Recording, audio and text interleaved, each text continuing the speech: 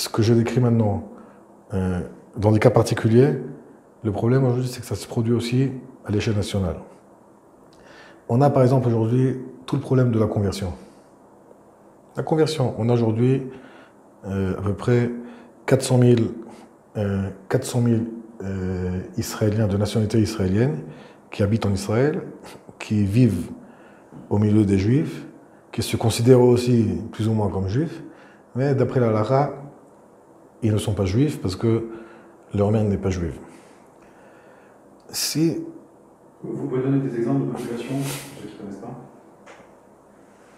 D'abord, c'est sûr que toute la aliyah de Russie, et pas que de Russie, de tout ce qui est l'ancienne URSS, Ukraine, Russie, tous ces pays-là, c'est sûr que plus les années passent, plus le pourcentage de non-juifs est important. C'est-à-dire aujourd'hui, c'est estimé à plus de 80% de l'aliyah qui vient de ces pays-là qui n'est pas juive. Mais même avant, c'était déjà dans les 50-60%. C'est quelque chose qui est tout le temps, qui est tout le temps en hausse. Mais c'est pas que là-bas. Ça veut dire même la communauté juive de France aujourd'hui, elle diminue tout le temps, pas à cause des attentats et pas à cause d'une immigration, ni en Israël ni ailleurs, mais à cause de l'assimilation. Même les chiffres officiels qui disent, moi je me rappelle à peu près il y a 15 ans, 20 ans, ils disaient qu'il y avait 600 000 juifs en France. Aujourd'hui, ils parlent de maximum 500 000.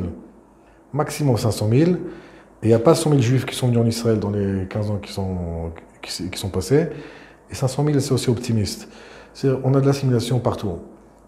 Et je peux même dire que, même dans les chiffres de la Aliyah des juifs de France qui viennent en Israël, il y a à peu près déjà 20% de mariages mixtes. C'est-à-dire qu'il y a aussi là-bas, c'est un problème qui touche tout le peuple d'Israël. Maintenant, on a deux possibilités de s'intéresser à cette tragédie, on peut dire. C'est une tragédie, en fait, pour le peuple juif. C'est quelque chose de... Bon, alors, on peut dire, ou bien, on n'a pas de tradition, on regarde que les livres, et comme sans tradition, quelquefois aussi, l'explication, elle peut être erronée, en fin de compte, parce que la Torah, comme on dit, c'est la Shon Hora'a. C'est-à-dire quelqu'un qui n'a pas la Torah, qui n'étudie pas la Torah avec une tradition claire, il peut ensuite, même ce qui est écrit, le comprendre mal. Et c'est ce qui se passe en fait aujourd'hui, même dans ce cas-là des conversions. Il y a plusieurs explications qui veulent expliquer d'une façon très précise et très ciblée ce que c'est pour la conversion. Et comme ils ne tiennent pas compte des traditions qui existent du point de vue de la conversion, ce qu'ils font, c'est qu'ils bloquent toutes les conversions.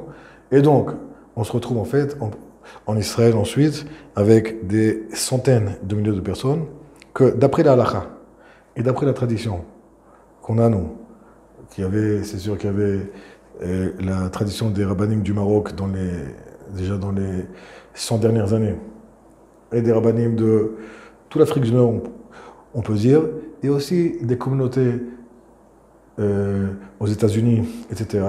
On a des traditions de rabbinim, pas de n'importe qui, eux, ont réussi avec la halakha, à quand même convertir les gens qui étaient loin du judaïsme et les ramener vers nous. Maintenant, si d'autres rabbinim viennent et méprisent toutes ces traditions-là et ne s'appuient que sur leur étude à eux, donc en fait, ce que je dis, c'est que la conséquence de ça, elle n'est pas que particulière pour le juif qui décide de ne pas s'intéresser à ces traditions, mais en fait, ça peut être, comme ce que je dis, c'est vraiment une tragédie à l'échelle nationale.